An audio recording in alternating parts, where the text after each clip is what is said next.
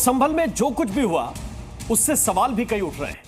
पूरी हिंसा की जांच जारी है, लेकिन जिस वक्त यह हिंसा भड़की उसके बाद पत्थरबाजों ने भले ही सीसीटीवी कैमरों को तोड़ दिया हो, लेकिन जी मीडिया के कैमरे ने वहां बिखरे सबूतों को अपने कैमरे में कैद किया।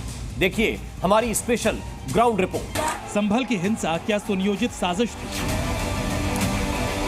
आखिर अचानक इतनी भीड़ कैसे इकट्ठा हो गई? कैसे इतने पत्थर जमा हुए और कैसे फायरिंग हो गई?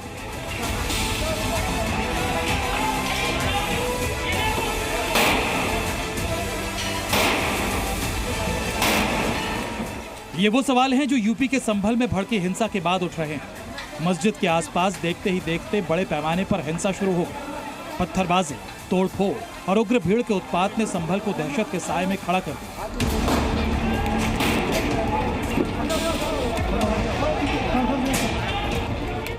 संभल में हिंसा का मंजर दिल दहला देने वाला था।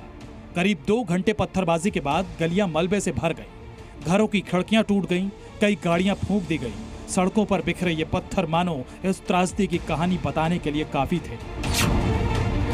हिंसा के बाद एक वीडियो भी सामने आया जिसमें जय श्री राम के नारे लग रहे थे।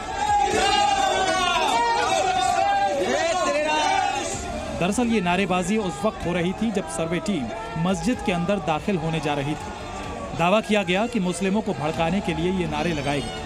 मौलाना अरशद मदनी ने कहा कि पुलिस और हिंदू पक्ष के वकीलों के साथ ऐसे लोग शामिल थे जो मस्जिद के पास सड़कों पर जय श्री राम के नारे लगा रहे थे, जिसकी वजह से आपस में टकराव हुआ।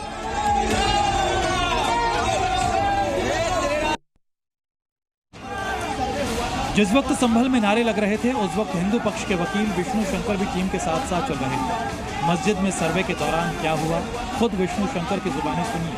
नारेबाजी विरोध प्रदर्शन होने लग गया था, इसलिए 23 तारीख को शाम को 6:30 बजे मस्जिद कमेटी के लॉर्ड्स को इन्फॉर्म किया गया कि संडे को सुबह 7 से 11 बजे, जो कि 24 तारीख है, संडे को सुबह 7 से 11 बजे के बीच में सर्वे किया जाएगा।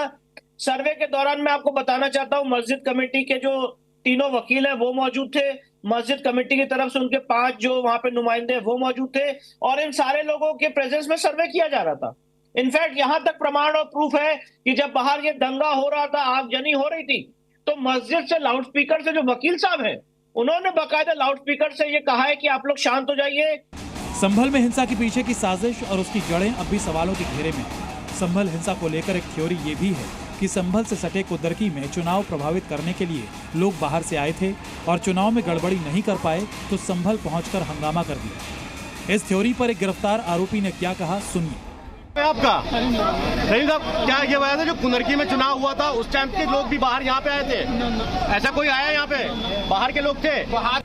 हिंसा की इस आग ने सिर्फ संभल को ही नहीं बल्कि पूरे राज्य को झकझोर कर रख दिया। हिंसा के बाद सामने आए वीडियो और जांच से ये क्लू मिल रहे हैं कि ये सब सुनियोजित था। आगे की तफ्तीश में कड़ियां कहां-कहां जुड़ती है ये देखने वाली बात होगी। संभल से राहुल मिश्रा के साथ ब्यूरो रिपोर्ट, जी मीडिया।